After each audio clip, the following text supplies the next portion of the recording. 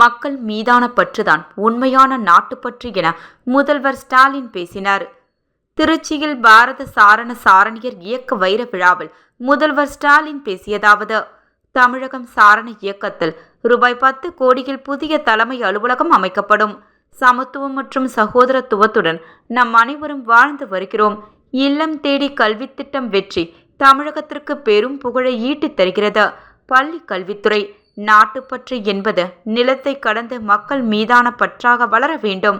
மானிட தத்துவத்தால் நாம் அனைவரும் மனிதர்கள் என்ற பரந்த உள்ளம் இருக்க வேண்டும். இல்லம் தேடி கல்வி திட்டத்தில் 10, 12ஆம் வகுப்பு மாணவர்களின் தேர்ச்சி விகிதம் அதிகரித்துள்ளது. அண்மையில் வெளியான நீதி ஆயோக் அறிக்கையில் 17 இலக்குகளிலும் இந்திய அளவில் தமிழகம்தான் முன்னிலையில் உள்ளது. இது தமிழகத்திற்கு கிடைத்த பெருமை.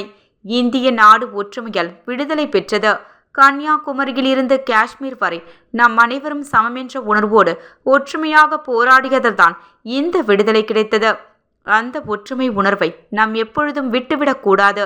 இவ்வாறு முதல்வர் ஸ்டாலின் பேசினார்.